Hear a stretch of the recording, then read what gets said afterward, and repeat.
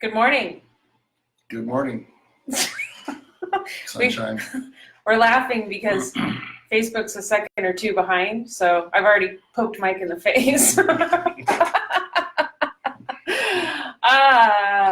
Well, we are Mike and Marianne with RE/MAX Empower in Burbank, your local real estate team, helping you with your real estate needs throughout all of California, if needed. That's what our license says. Or at least here in Burbank. But our license says California. So, what's happening? Good morning. Good morning.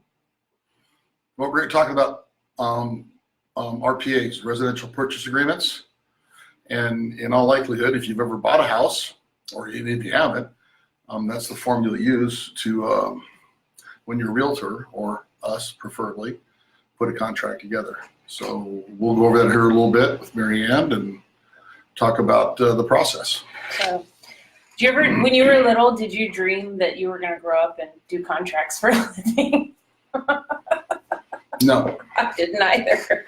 But, you know, here we are, contracts. I thought I was going to be a soldier. A soldier? Yeah, Well, you kind of I were. believe an army man, but then I ended up playing football. So That's kind of militant. militant or military? Structured. Yeah, very structured, very structured. That's why, as you know, we're always on time or before. That's right. As we said in the league, we're on Lombardi time. That meant coach said be here at 1 o'clock. We were there at 12:30. So, That's right. Anyway. So the purchase agreement is what we're going to talk about today. And it's one of the first steps in buying a home. And it's important that a buyer understands what it is that they're signing. Don't you agree? Yeah, because most times, and I know I'm guilty of it, they put the contract out front of you, say, all right, sign here on all the spots where I've highlighted, and you don't read it.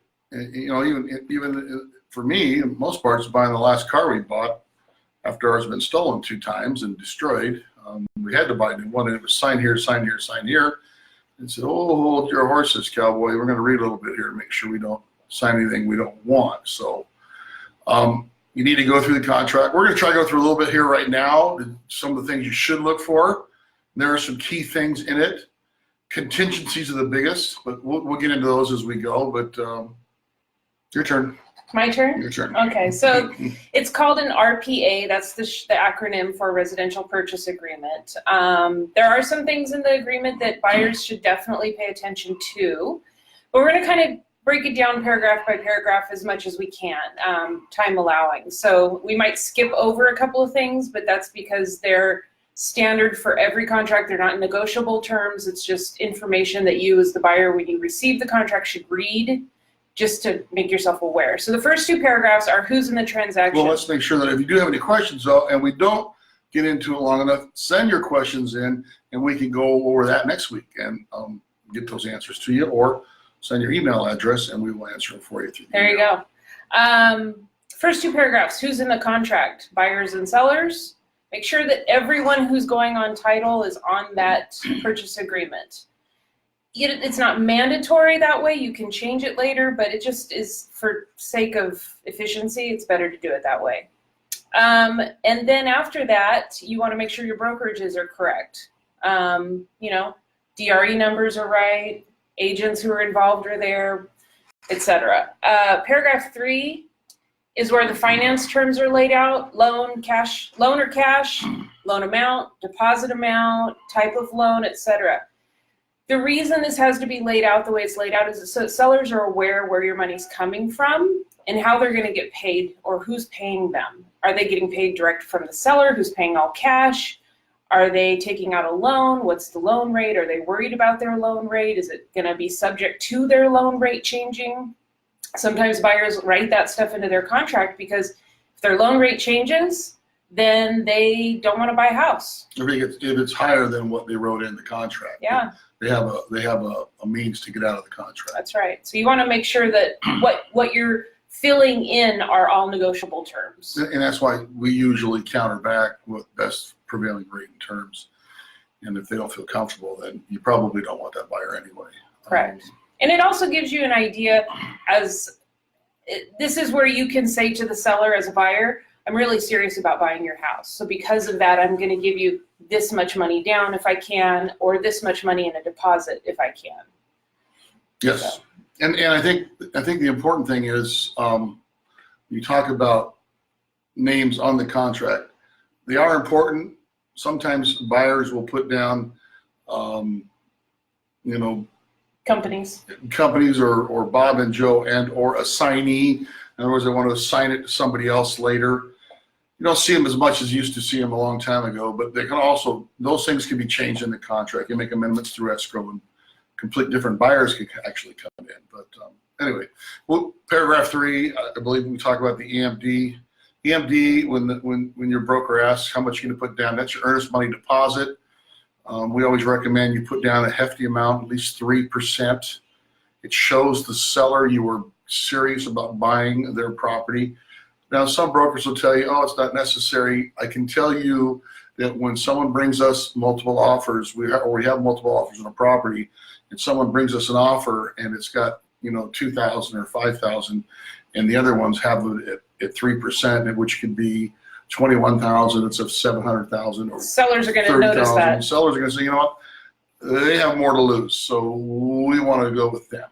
So think about that, but that's the important one. Time frames. Well, I'll let you take it from there because you got some other things to talk about from the MD. I'm jumping on it. Mike's just everywhere. So paragraph 3 also includes timeframes for appraisals, loan contingencies. There's also important factors. So you make sure you discuss with your lender, because a lot of times an agent or a broker might say to you, well, let's shorten our contingency timeframes to make it more appealing to a seller. Yes, that's more appealing to a seller to accept your offer, but you better make sure with your lender that they can stick to those timeframes, because when the clock starts ticking, the seller's paying attention, and they're going to call you on the day before that contingency is due and say, are you ready to release contingencies? Yes. And you better be able to say yes. Otherwise, you're going to ask for an extension, and sometimes they'll say no.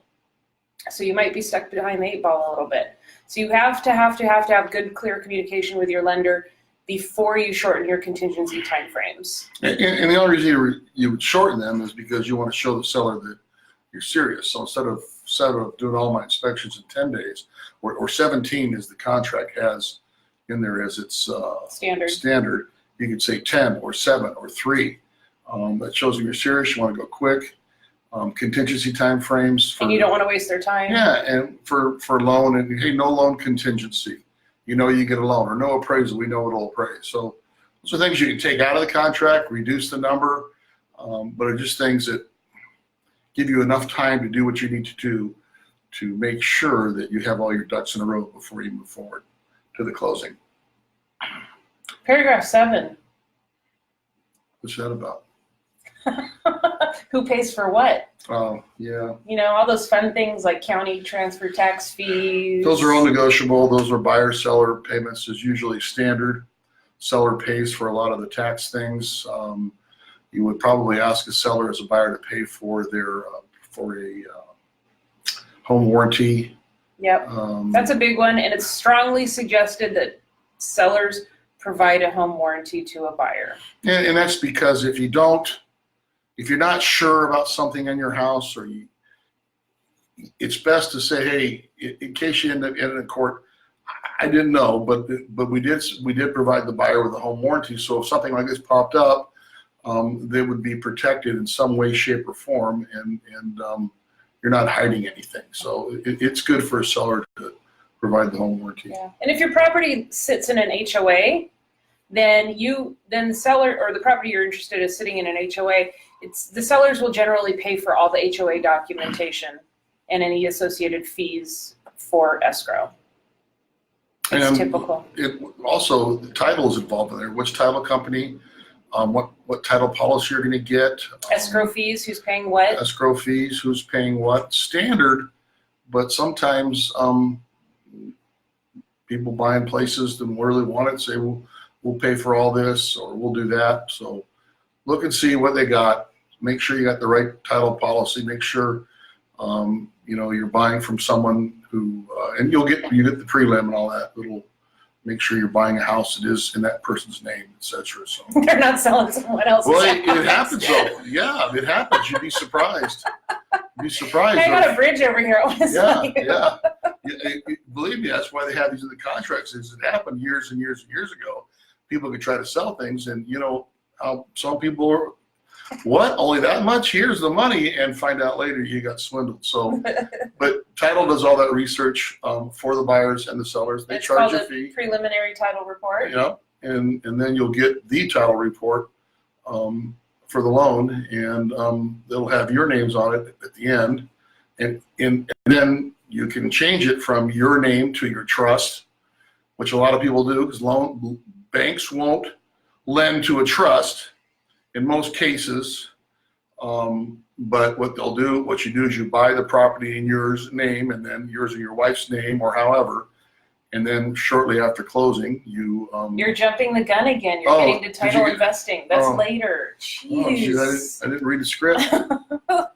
So we're at paragraph 8, which paragraph 8 negotiates between buyers and sellers the inclusion and exclusion of items within or on the property. Sometimes sellers have something that they cherish or love that's part of the property, like a crystal chandelier or a piece of furniture that's attached to the property somehow, and they want to remove it and take it with them. That's allowed, but they have to replace it if it's negotiated that way, or they can write it into their listing agreement that those items are excluded from the sale, and that way buyers know ahead of time, don't ask for it, or it's not coming with the property.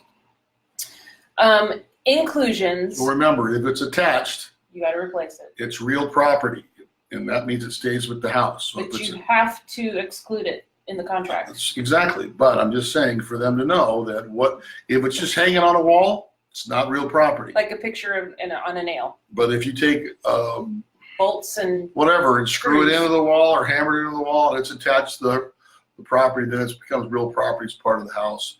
And it stays there unless you negotiate it or exclude it in the contract, and then, or if it doesn't, then you'll be buying it back from the buyer. Yeah, exactly. Inclusions are things buyers, sometimes they'll see pieces of furniture around the property or like patio furniture or dish appliances. They'll write those into the contract and say, as part of the sale, we would like the dishwasher, the stove, the refrigerator, washer and dryer, etc. Typically appliances are things that people write in, but we have people who write furniture items in as well because they like them so much. So that's negotiable with the seller. Seller does not have to say yes, but buyers can certainly ask for things in their offer. But those items too will not be part of the loan. So keep that in mind. Yeah. Paragraph 9. Yeah. Closing and possessions. Closing and possessions. What? You just make me. Oh yeah. Well, this gets touchy sometimes. It used to be that the contracts would read possession would be close of escrow +2 or plus. Say hi to Dion. Hey Dion, what's She's going on? in New Jersey. She's a friend of mine. Hey girl. Learn a little bit of California real estate, huh? Anyway, we would put down possession would be close of escrow +2, 3 days. It's a little sticky now. Some people don't like doing that, and mostly buyers because they don't want someone living in their house past the time, and now our insurance is covering those people. So most times now it's at close of escrow. They want keys, and unless you can negotiate something where you're either going to rent back, in which case we would tell you if you're going to rent back, you want to get a deposit from the buyer, the seller, because the seller will be renting back. Right, you're jumping guns on the new buyer, tenant. Yeah, the new tenant, so that you can't get them out. Because if they stay, you might not be able to get them out. It gets technical, but that's what possession is. You negotiate that.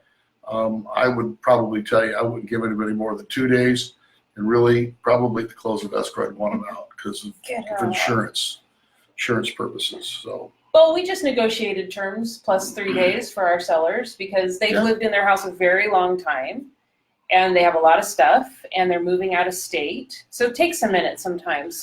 But it's also easier to do that when there's multiple offers and we're negotiating And they'll say, well, if that's what we got to do to make sure we get the house, we'll do it. You took the words right out of my mouth. I'm telling you. So I can read minds. Negotiating with your I can read minds. clothes in possession.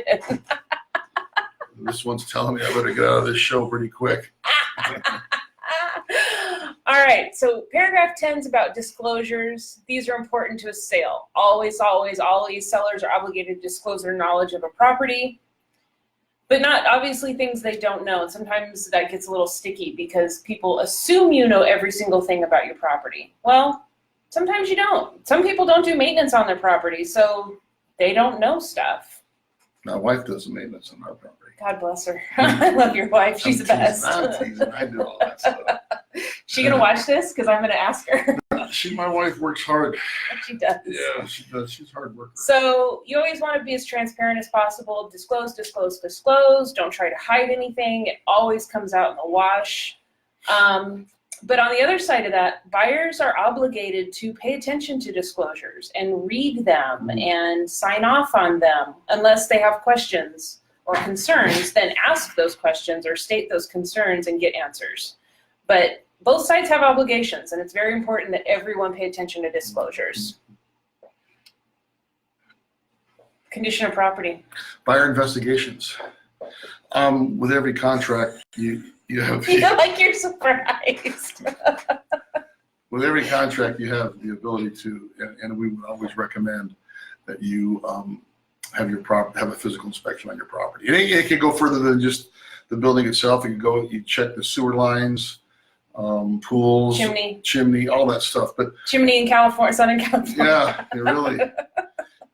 What's important to understand is that there's two parts of negotiations. One is when you negotiate a price, and number two is when you negotiate some of the issues with your property after they do their inspection. And if you haven't been keeping your house up, and it's got some deferred maintenance, sometimes that can hurt you, and they may come back and ask for some things to be repaired. Or what we always say is credit. Better to ask for a credit, because you don't want the buyers calling you at your new home in Green Bay, Wisconsin, or wherever, saying, "Hey, who's the guy that did that roof for you?" Just give them a credit. Let them pick their own contractors. They can deal with them. But remember, it's important to do your investigations and do as many as you can. I always tell people the important things are, your roof, your electrical, your foundation and plumbing. And if those things are okay, don't nitpick, or you're going to have a problem with the seller. They're not going to like you. So, yeah, we want everyone to like each other. They want to be like you. They already do. Oh, I'm the problem. Thank you. I love you, though. Yeah, I know you. Title. Now we're going to talk about title investing. Go. Title who? Title investing. Remember, you were talking about investing and how properties are vested in somebody's name. Oh, vesting. I said investing. Hope my wife's not watching. She says I need her engagement. What? Uh-huh. Yeah, title vesting. That's you need to talk to your accountant on that and how you will hold title to your property. It can affect your taxes. Right. Typical would be married couple. Yeah. It'd be Mike and Kathy as joint tenants. And then we would change it to, Mike and Kathy Trust, or however it reads. Or it could be. Thanks, Dion. We don't like her. We love her. I can't read what she wrote. So.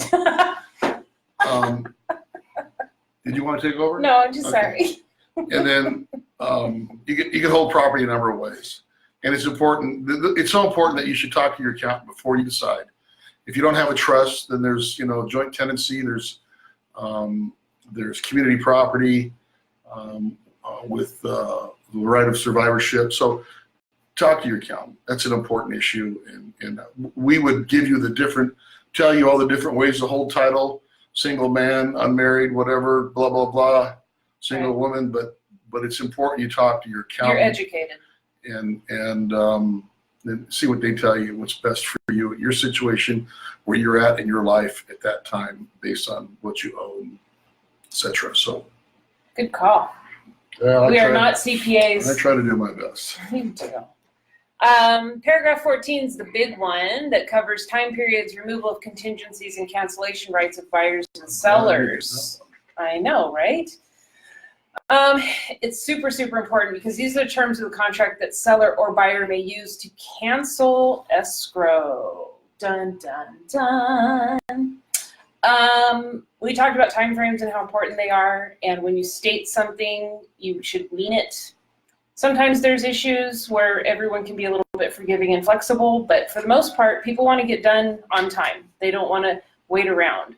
So should somebody default on their performance, as per the contract, the protocol is that you're delivered a notice to perform, and you have a minimum of 2 days to do so. And if you don't do 2 or so, 3, but you can negotiate that in the you contract. can write in more days, but the standard is 2. And if you don't do your performance in 2 days, or whatever the item is, then they can cancel the contract. It's kind of a bummer, but it happens. Occasionally. Mm-hmm. If you're on top, if your broker's on top of the game. And then escrow needs to be notified. Escrow has documents they have to send out for cancellation. It's no fun. Nobody wants to do it, but it is important that you stick to timeframes or I think more importantly, this contract should say time periods, removal, contingencies, cancellation rights, and clear communication. Because if you communicate and just tell people what's going on, a lot more times you're going to just be able to work together. Don't you agree? You hire them, and because it's tough enough working with you. You're welcome. Wow. And nobody wants to lose their deposit because that's kind of a scary situation. A lot of buyers are afraid of losing their deposit. And the thing I will say to you as a buyer is do not release contingencies unless you're 100% sure, or you absolutely have to. Yep. Once you release your contingencies, you're done. You're in it to win it. Yeah, you could be done. I mean, obviously, it'll take some time, but yeah, you could lose your deposit. That's serious money, especially if you put 3% down in your EMD, and or if you release some of your money because you want to lengthen out some time frame. So right.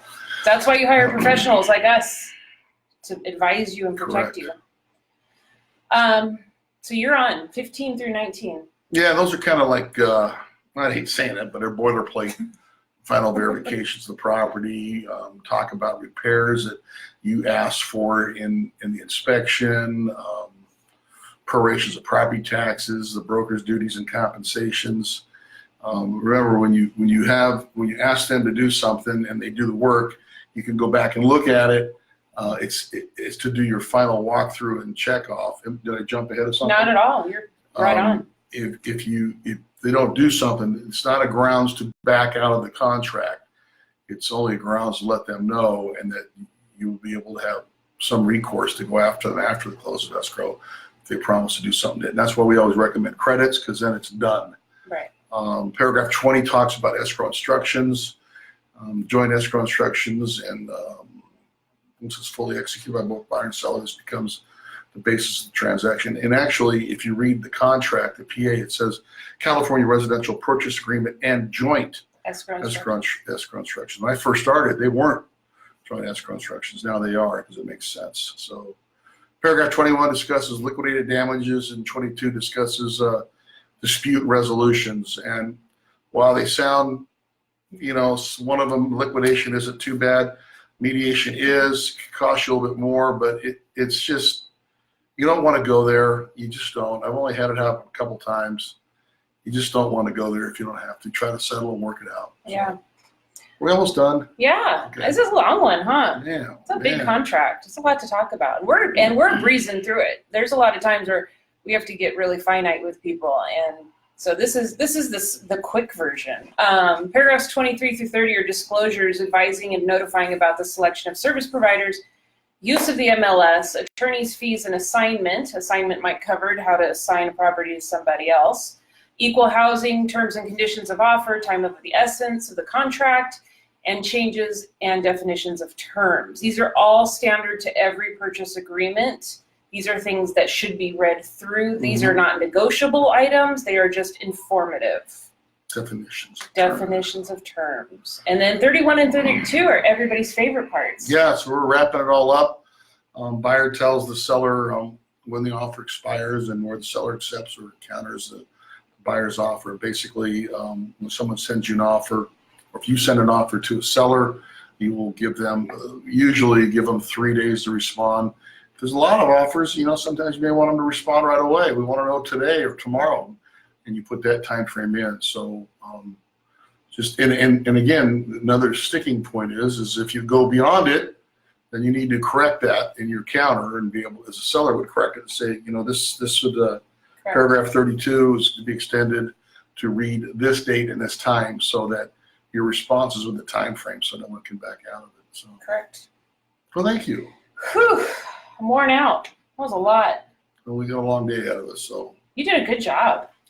I try. Some days it's hard, but I try. You did great. So thanks for joining us today. We're Mike McDonald and Marianne Bean, your local real estate I'm Mike team. McDonald. You're Marianne Bean. Thank you for clarifying. Yeah, sure. Mark your calendars every Tuesday at noon. We will be here, except for next week. Tuesday. We won't be here. Don't say that. But remember that we do property management too as well. So if you know somebody needs help there, and we're always here too to answer your questions. They're free. We don't charge to answer those questions. You can email us at Mike McDonald and Marianne Bean at gmail.com. You can find us on Facebook and Instagram at Mike and Marianne Real Estate. You can go to our website, mikeandmariannerealestate.com. There's 100 million ways to get a hold of us. Or you can just call Mike. No, call her. 818-612-5145. I don't know yours.